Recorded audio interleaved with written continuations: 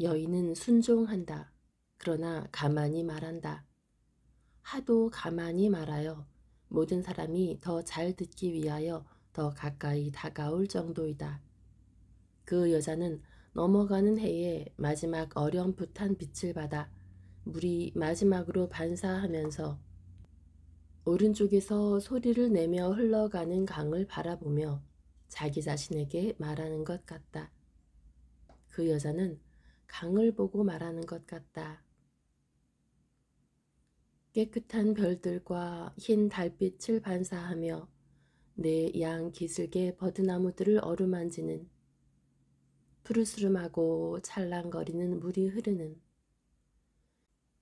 우리 조상들의 신성한 강인 요르단 강아, 너는 평화의 강이면서도 수많은 고통을 겪었다.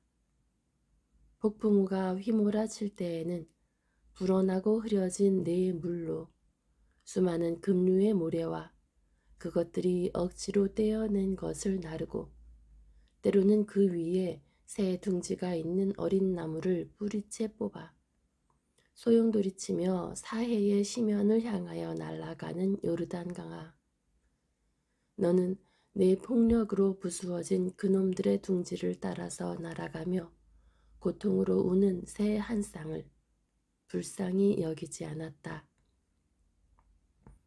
신성한 요르단 강아, 이와 같이 너는 메시아를 원치 않은 백성이 하느님의 분노로 벌을 받아 집과 제단에서 억지로 떼어져서 그의 파멸로 가서 더 큰 죽음 속으로 사라지는 것을 볼 것이다.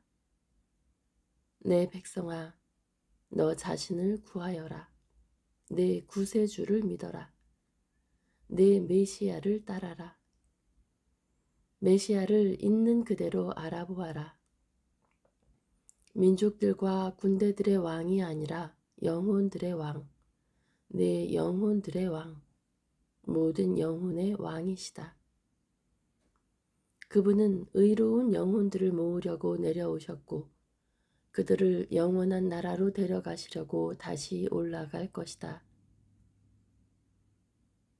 아직도 사랑할 수 있는 여러분, 거룩하신 분 가까이로 바싹 다가오시오.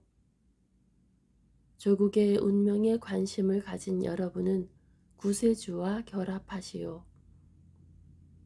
아브라함의 후손 전체가 죽지 않기를 바랍니다. 여러분을 구원에서 억지로 떼어내고자 하는 거짓말을 하는 입과 약탈을 하려는 마음을 가진 거짓 예언자들을 피하시오. 여러분을 둘러싸고 생기는 어두움에서 빠져나오시오. 하느님의 목소리를 들으시오. 여러분이 오늘 두려워하는 권력자들은 하느님의 명령으로 벌써 하찮은 것이 되어 있습니다. 살아계신 분은 오직 한 분뿐이십니다. 저들이 지배하고 압제하는 곳들은 벌써 폐허가 되었습니다. 오직 한 분만이 지속하십니다. 예루살렘아, 네가 자랑하던 시온의 아들들이 어디 있느냐? 네 장식이고 네가 좋아하던 랍비들과 사제들이 어디 있느냐? 그들을 바라보아라. 그들은 짓눌리고 사슬에 묶여 내 궁궐들의 잔해 사이로 검이나 굶주림으로 죽은 사람들에게 나는 역한 냄새를 맡으며 유배지를 향하여 간다. 내 그리스도를 배척하고 그의 얼굴과 마음을 때리는 예루살렘아, 하느님의 분노가 내 위에 있다. 내게서는 아름다움이 모두 망가졌고 내게는 모든 희망이 죽어버렸다. 성전과 제단이 더럽혀졌다. 이 여자가 말을 못하게 좀 하시오. 이 여자는 하느님을 모독하는 말을 합니다. 분명히 말하지만 이 여자가 말을 못하게 하시오. 제복이 벗겨졌다. 그것은 이제 소용이 없다. 만일 선생님이 이 여자에게 침묵을 명하지 못하시면 선생님에게 죄가 있는 거라고요. 이제는 그가 군림하지 못하게 되었기 때문이다. 다른 대사제, 영원한 대사제이시며 거룩하시고 하느님께 보냄을 받으신 분이시니 그리스도에게 하는 모욕을 당신께 대한 모욕으로 생각하셔서 거기 대하여 원수를 갚으시는 분에 의하여 영원히 왕이시고 사제이시다. 다른 대사제, 하느님과 그의 희생에 의하여 기름이 발라진 참되고 거룩하신 대사제이시니 소름 끼치는 생각들을 가리고 있기 때문에 지옥이 되는 삼층관을 이마에 쓰고 있는 그들 대신 들어서시는 대사제이시다. 입 닥쳐라, 이 고약한 것. 입 닥치라고. 그렇지 않으면 매를 맞을 테다. 그러면서 율법학자들은 그 여자를 거칠게 다룬다. 그러나 그 여자는 아무것도 느끼지 못하는 것 같다. 군중이 맹렬하게 항의한다. 당신들은 무슨 말이 그리 많소? 그 여자가 말을 하게 가만 놔두시오. 그 여자는 진실을 말합니다. 사실이 그렇다고요. 당신네들 가운데에서는 거룩함이 없어졌어요. 오직 한 분만이 거룩하신 분이신데 당신들은 그분을 박해합니다. 율법학자들은 잠자코 있는 것이 신중한 일이라고 판단한다. 그래서 여자는 지치고 처량한 목소리로 말을 계속한다. 그분은 내게 평화를 가져다 주려고 오셨는데 너는 그분을 공격하였다. 구원을 주려고 오셨는데 너는 그분을 업신여겼다. 사랑을 가져오셨는데 너는 그분을 미워하였다. 기적을 가져오셨는데 너는 그분을 마귀라고 불렀다. 그분의 손은 병자들을 고쳐주셨다. 그런데 너는 그 손을 꿰뚫었다. 그리고 그분의 얼굴에 침을 뱉고 오물을 끼얹었다. 그분은 내게 생명을 가져다 주셨는데 너는 그분을 죽였다. 이스라엘아, 내 잘못을 슬퍼하여라. 그리고 유배지로 가면서 주님을 비난하지 말아라. 그 귀양살이는 옛날의 귀양살이처럼 끝이 있는 것이 아닐 것이다. 이스라엘아, 너는 온 세상을 두루 다닐 것이다. 그러나 패배하고 저주받은 민족으로서 하느님의 목소리와 카인에게 한 말과 같은 말에 쫓기며 두루 다닐 것이다. 그리고 다른 민족들과 더불어 그분이 예수 그리스도 주님의 아들 주님이라는 것을 인정하지 않고는 여기에 다시 돌아와 튼튼한 거처를 다시 짓지 못할 것이다. 여인의 목소리는 고통과 피로로 인하여 억양이 없어졌고 죽어가는 사람의 목소리와 같이 완전히 지쳐 있다. 그러나 그 여자는 아직 입을 다물지는 않는다. 오히려 다시 기운이 나서 마지막 명령을 한다. 아직 사랑할 줄 아는 백성아, 땅에 엎드려라. 머리에 재를 뿌리고 말총 내의를 입어라. 하느님의 분노가 저주받은 밭 위에 드리워진 우박과 번개를 품은 구름처럼 우리 위에 드리워져 있다. 여인은 무릎을 꿇고 두 팔을 예수께로 내밀고 외친다. 정의와 평화의 임금님, 평화, 평화. 아버지 자신도 저항하지 못하시는 위대하고 능하신 아도나이여, 평화. 구세주이시고 메시아이시며 구속자이시고 왕이시고 하느님이시며 세 번 거룩하신 예수님, 주님의 이름으로 저희들을 위해 평화를 간청해 주십시오. 그러면서 흐느낌으로 몸이 흔들리면서 풀에 얼굴을 대고 쓰러진다.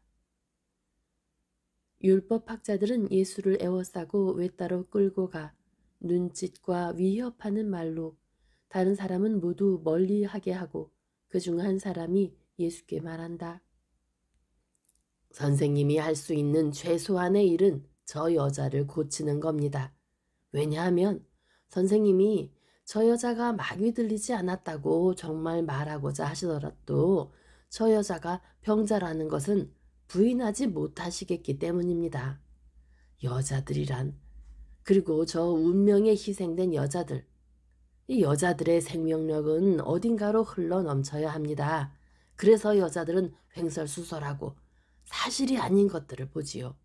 그리고 특히 젊고 잘생긴 선생님을 봅니다. 그리고 간사한 입을 가진 당신, 입을 다무시오. 당신 자신도 당신이 말하는 것을 믿지 않소. 하고 예수께서 명령적인 태도로 쏘아붙이시니 코가 크고 야윈 율법학자의 입술에서 말이 뚝 끊어진다. 그 사람은 처음에 여자를 거짓 예언자라고 우롱했던 사람이다. 선생님을 모욕하지 맙시다. 우리는 선생님을 우리가 판단하기에 이르지 못하는 어떤 일에 대한 심판으로 택했습니다. 하고 다른 율법학자 한 사람이 말한다. 그 사람은 다른 사람들과 같이 길로 예수를 맞이하러 가서 모든 율법학자가 예수께 반대하지는 않고 어떤 사람들은 판단도 하기 위하여, 그리고 만일 예수를 하느님이라고 판단하면 예수를 따를 진정한 뜻을 가지고 살펴본다고 예수께 말한 사람이다. 아비야의 아들이고 알라못이라고 하는 요엘, 입 닥치시오. 당신 같은 탈삭동이나 그런 말을 할 수 있는 거요? 하고 다른 사람들이 심술궂게 말한다. 그 율법학자는 모욕을 당하여 얼굴이 새빨개진다. 그러나 자제하고 이렇게 대답한다. 자연히 내 풍채는 잘생기게 배려하진 않았지만 내 지능을 축소하지는 않았소. 오히려 내게서 많은 쾌락을 없애서 자연은 나를 현인으로 만들었소. 그러니 만일 당신들이 거룩한 사람이라면 사람을 모욕하지 않고 현자를 존경할 것입니다. 좋소, 우리 관심사나 말합시다. 선생님은 저 여자를 고쳐줄 의무가 있습니다. 그것은 저 여자가 정신착란을 일으켜서 사람들을 불안하게 하고 사제직과 바리사이파 사람들과 우리를 모욕했기 때문입니다. 만일 저 여자가 당신들을 칭찬했더라면 저 여자를 고치라고 내게 청했겠습니까? 하고 예수께서 조용히 물으신다. 아니지요. 그렇게 하면 사람들, 즉 마음속으로 우리를 미워하고 그렇게 할 수 있을 때에는 우리를 업신여기는 이 변덕스러운 백성이 우리에게 공손하게 되게 하는데 도움이 될 테니까요. 하고 한 율법학자가 함정에 빠진다는 것을 알아차리지 못하고 대답한다. 그러나 그래도 역시 병이 아니겠습니까? 그러니까 저 여자를 고쳐줄 의무가 내게 있지 않을까요? 하고 예수께서 역시 조용히 물으신다. 마치 어떻게 해야 할지 선생에게 물어보는 초등학교 아동과도 같으시다. 그런데 교만으로 눈이 어두운 율법학자들은 자기네 본심을 드러내고 있는 중이라는 것을 깨닫지 못한다. 이 경우에는 그렇지 않습니다. 오히려 그 반대지요. 저 여자를 정신착란을 일으킨 채로 그대로 놔둬야 됩니다. 그대로 놔둬야 돼요. 가능한 노력을 다 기울여서 사람들이 저 여자를 예언자로 믿게 해야 하는 거지요. 저 여자를 존경하게 해야 합니다. 저 여자를 가리켜. 하지만 그것이 사실이 아닌 것들이면요. 아이고 선생님, 일단 저 여자가 저희들에게 불리하게 말하는 것만 없애면 나머지는 로마인에 대한 이스라엘의 긍지를 더 높이고 저희에게 대한 군중의 교만을 꺾는 데 유익할 것입니다. 그러나 저 여자에게 이렇게는 말하고 저렇게는 말하지 말아라 하고 말할 수는 없을 것입니다. 하고 예수께서 단호하게 말씀하신다. 그건 왜 그렇습니까?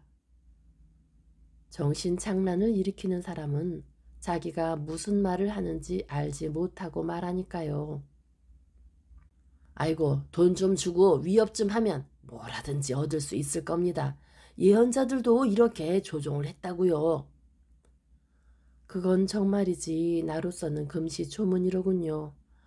아이, 그야 선생님이 글 뒤에 숨은 뜻을 읽을 줄을 모르시고 또 모든 것이 글로 쓰여서 내려오지도 않기 때문인 겁니다.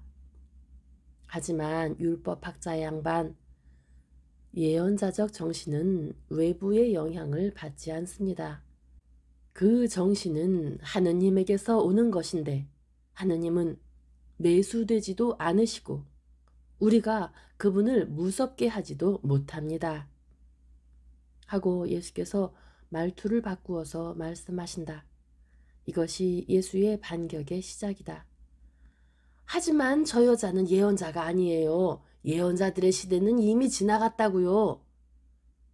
예언자들의 시대가 이미 지나갔다고요? 그건 왜 그렇습니까? 그건 우리가 예언자를 가질 자격이 없기 때문입니다. 우리는 너무 타락했거든요. 정말입니까? 그런데 당신이 그 말을 하십니까? 조금 전에는 저 여자가 그와 같은 말을 했다고 벌을 받아 마땅하다고 판단하던 당신이요. 율법학자는 어찌할지를 모른다. 다른 사람이 도와준다. 예언자의 시대는 요한과 더불어 끝나는 겁니다. 예언자들은 이제 소용이 없게 된 거예요. 그건 또 왜 그렇습니까? 그것은 선생님이 여기 오셔서 율법을 말씀하시고 하느님에 대해서 말씀하시기 때문이지요. 예언자 시대에도 율법이 있었고 지혜가 하느님에 대해서 말했습니다. 그런데도 예언자들은 있었습니다. 그런데 그들이 무엇을 예언했습니까? 선생님이 오신다고 예언했잖아요. 그런데 선생님이 오셨어요. 그러니까 이제 그들은 소용이 없는 거지요. 나는 100번, 1000번 당신들과 사제들과 바리사이파 사람들에게서 내가 그리스도인지 아닌지 묻는 말을 들었습니다. 그리고 내가 그리스도라고 말했기 때문에 내가 하느님을 모독하는 사람으로 미치광이로 취급되었고 사람들이 돌을 집어 내게 던지려고 했습니다. 당신은 값진 율법학자라고 불리는 사독이 아닙니까? 하고 예수께서 코가 큰 율법학자를 가리키며 말씀하신다. 여자를 속이려고 해보다가 구박을 한 그 사람이다. 내가 사독입니다. 그런데요. 그러면 지스칼라와 성전에서 나에 대한 폭력을 제일 먼저 시작한 사람이 당신이지요. 바로 당신입니다. 그러나 나는 당신을 용서합니다. 다만 내가 당신에게 상기시키는 것은 당신은 내가 그리스도일 수가 없다고 말하면서 그렇게 했는데 지금은 그 반대를 주장한다는 사실입니다. 나는 또 내가 케데스에게 당신에게 한 도전도 상기시킵니다. 얼마 안 있어 당신은 그 일부분이 실현되는 것을 볼 것입니다. 달이 지금 하늘에서 빛나고 있는 것과 같은 월상이 다시 되면 나는 첫째 증거를 당신에게 보여주겠습니다. 다른 증거는 지금 땅속에서 잠자고 있는 씨가 아직 푸른 이삭을 니산달의 바람에 흔들 때에 당신이 보게 될 것입니다. 그러나 예언자들이 쓸데없다고 말하는 사람들에게 그러면 누가 지극히 높으신 분께 한계를 강요할 수 있겠습니까? 하고 대답하겠습니다. 나 당신들에게 분명히 말합니다만 사람들이 있는 한 항상 예언자들이 있을 것입니다. 그들은 세상의 어둠을 비추는 횃불입니다. 그들은 세상의 얼음 가운데 있는 화덕입니다.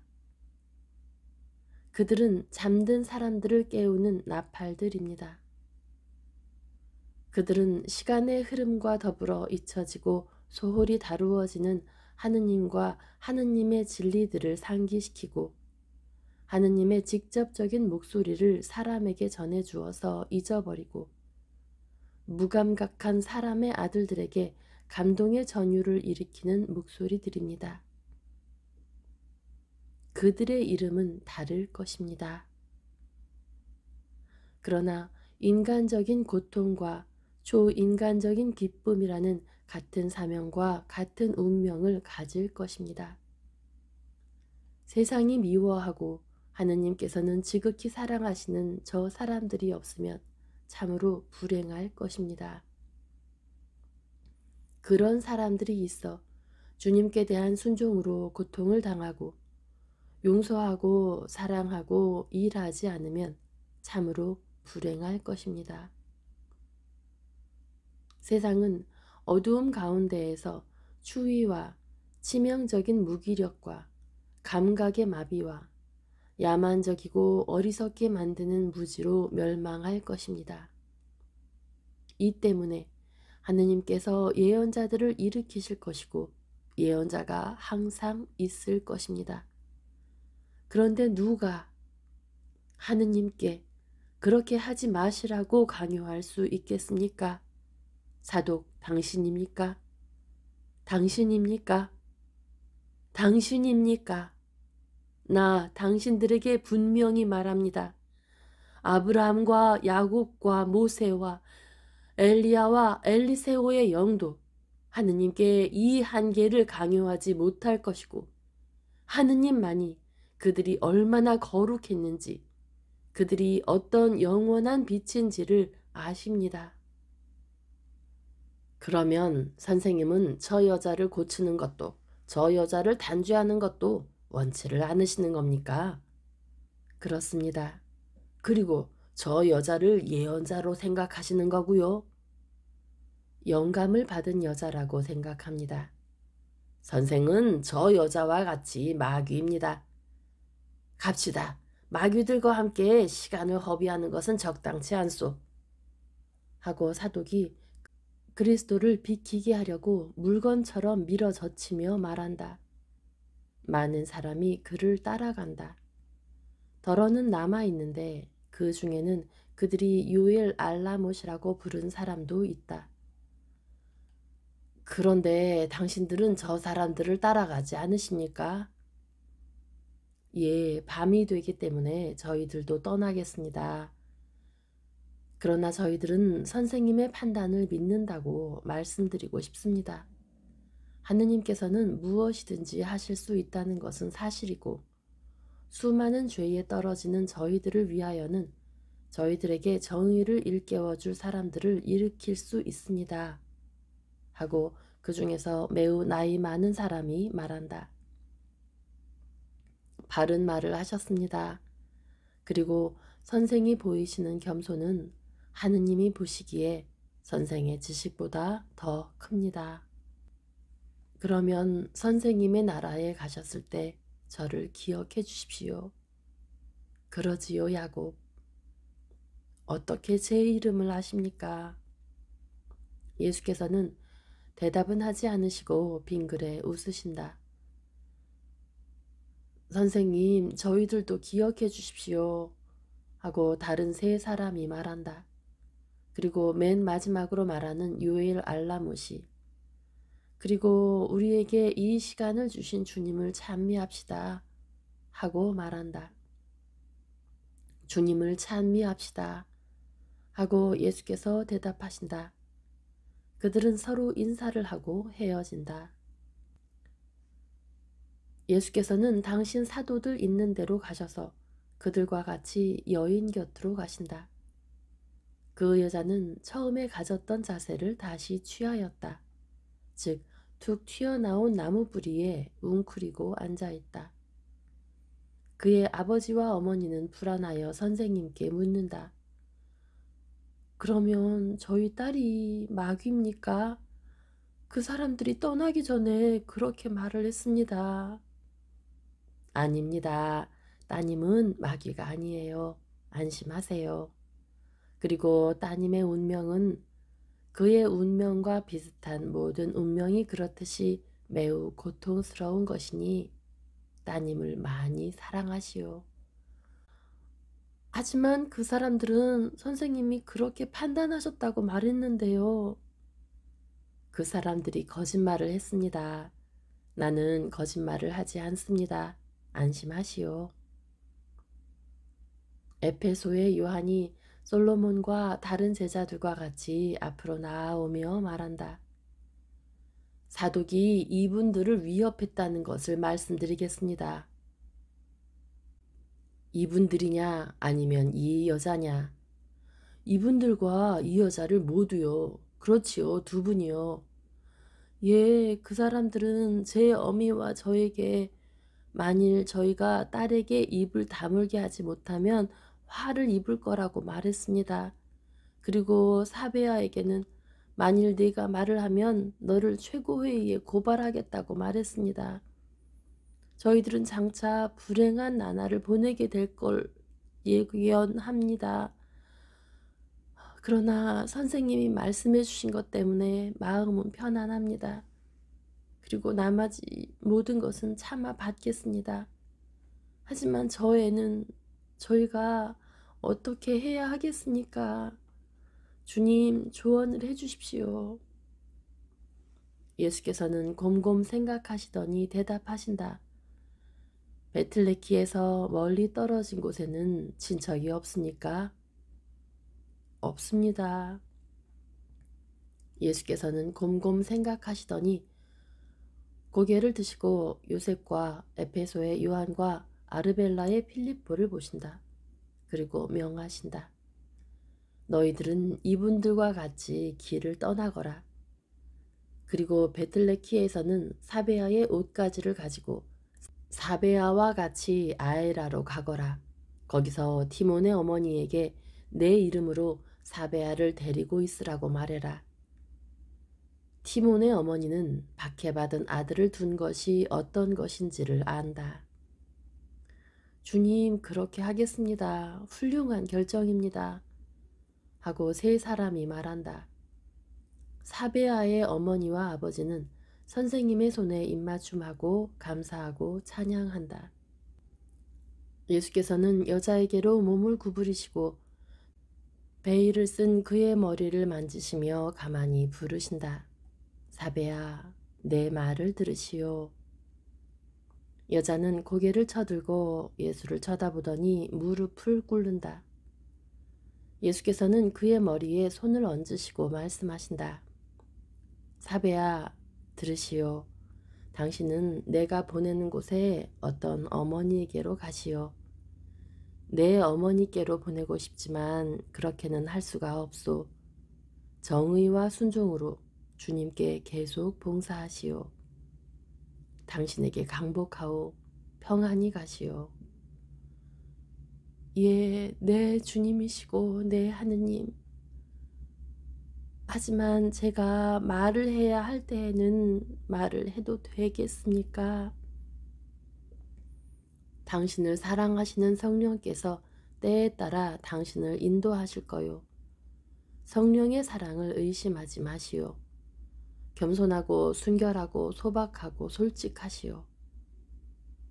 그러면 성령께서 당신을 버리지 않으실 것입니다. 평안히 가시오. 예수께서는 다른 구경꾼들도 막을 겸 해서 몇 걸음 떨어진 곳에 머물러 있던 사도들과 자케오와 그의 친구들에게로 다시 가신다. 가자, 밤이 되어 간다. 예리고로 가야 하는 당신들은 어떻게 하려는지 모르겠구려. 오히려 저 여자와 그 부모가 걱정입니다. 그러나 선생님이 좋다고 생각하시면 저희들은 집 밖에 있을 테니까 선생님과 저분들은 집 안에서 아침까지 주무실 수 있을 거예요. 하고 자케오의 친구 중에 한 사람이 말한다. 좋은 생각이요. 사베아에게 가서 부모님과 제자들과 같이 오라고 말하시오. 그분들은 집 안에서 쉬게 하지요. 나는 당신들과 같이 있겠소. 바람이 부는 밤이 아니오. 불을 피워놓고 이렇게 새벽을 기다립시다. 나는 당신들을 가르치고 당신들은 내 말을 듣고 하면서 그리고 첫 번 달빛을 받으시면서 천천히 걷기 시작하신다.